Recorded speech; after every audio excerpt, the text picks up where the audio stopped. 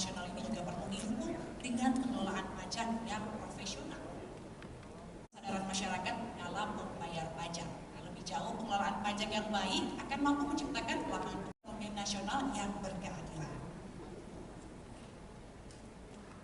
Sesuai perannya, ini diharapkan mampu membangun perekonomian nasional yang berkeadilan. Dan ini dia kita persilakan.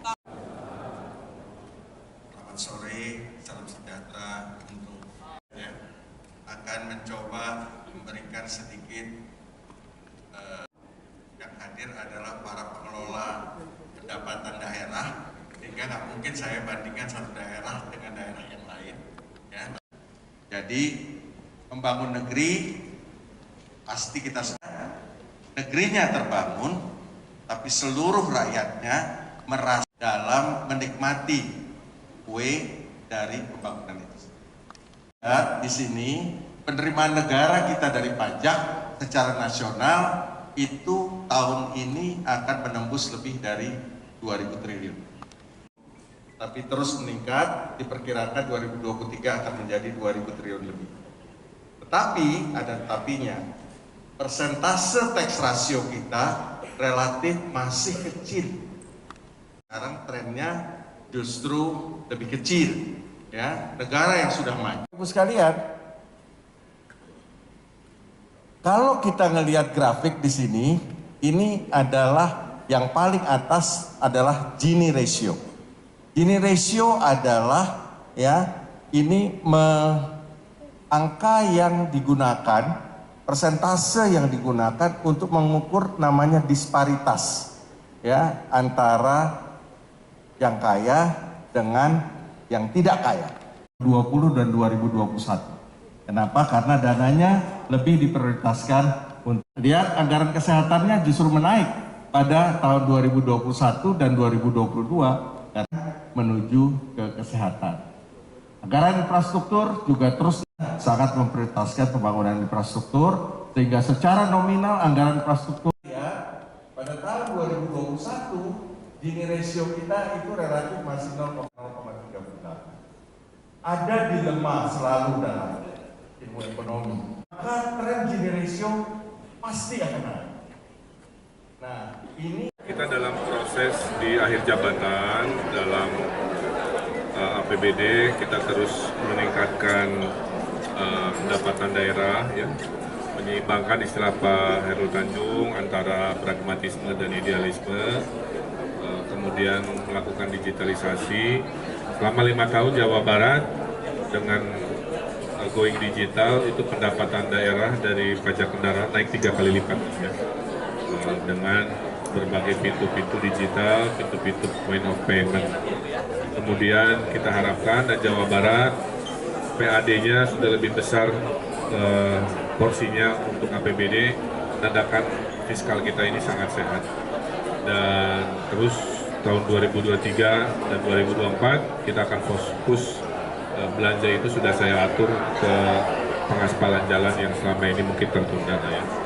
Lain-lain saya kira selamat datang kepada para peserta, mudah-mudahan saling bersinergi, bertukar ilmu dan akhirnya meningkatkan pendapatan daerah di daerah masing-masing secara inovatif, berkeadilan tapi berkarakter khas daerah masing-masing.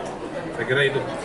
Pak, tadi ngasih tips-tips apa ke daerah lain yang ingin untuk menaikkan pendapatan? Ya, saya bilang membangun daerah itu jangan selalu APBD kan.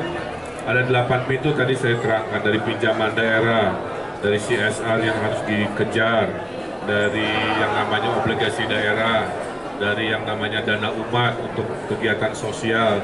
Kalau semua minta APBD segala urusan nggak cukup, karena APBD itu maksimal hanya 20% dari 100% kemampuan pembangunan. Tadi poin utama itulah mungkin menginspirasi agar jangan berpikir hanya APBD, tapi berpikir cara lain untuk membangun daerahnya dengan segala keterbatasan.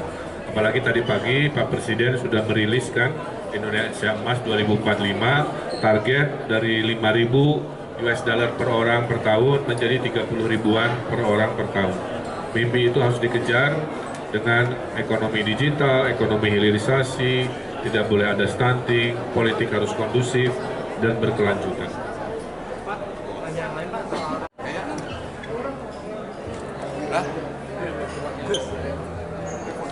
Ini adalah aspirasi sesuai dengan tema kita transformasi digital ya di era 4.0 ini. Dan kemudian juga tadi kita menangkap dua hal yang pembicara utama dari Pak Hairul Tanjung dan Pak Ridwan Kamil. Yang pertama, Pak Hairul Tanjung mengatakan idealisme dan pragmatisme ya di situ, kuncinya di situ. Nah, memang kaitan dengan potensi pendapatan itu harus melihat ke itu. Perlu ada penguatan dalam yang dibicarakan oleh Pak Gubernur adalah penguatan di dalam reformasi birokrasi. Nah, salah satu reformasi birokrasi adalah transformasi digital ini. Nah, tadi kita lihat trennya, perkembangan tren yang menggunakan digitalisasi pembayaran dan non tunai ini kan naik terus ya dari 2021 ke 2022 dari 500 menjadi kurang lebih 679 miliar. Berarti ada peningkatan menurut saya untuk mulai kita go digital. Nah, itu harapan saya selain kita juga mengedepankan pertumbuhan ekonomi, ini harapan yang tadi gitu ya. Kita harus didorong dengan sebuah inovasi-inovasi. Nah, salah satunya juga dalam membangun negeri ini, ya, Pak Gubernur menyatakan kan bukan hanya kita berfokus di APBD saja ya, atau APBN, karena kontribusi APBD kan kurang lebih 20% untuk pembangunan secara keseluruhan pembangunan yang ada di Jawa Barat. Nah, untuk itu perlu ada siasat menurut saya, strategi yang lain selain CSA, kemudian juga ada obligasi daerah, ada KPB, ada dana umat ya. Kemudian juga berkaitan dengan dana-dana lain ya. Nah, ini yang penguatan menurut saya disampaikan ya melalui asosiasi pengelola pendapatan daerah ya se-Indonesia yang kumpul di sini. Bagaimana kita bisa mengakselerasi itu ya.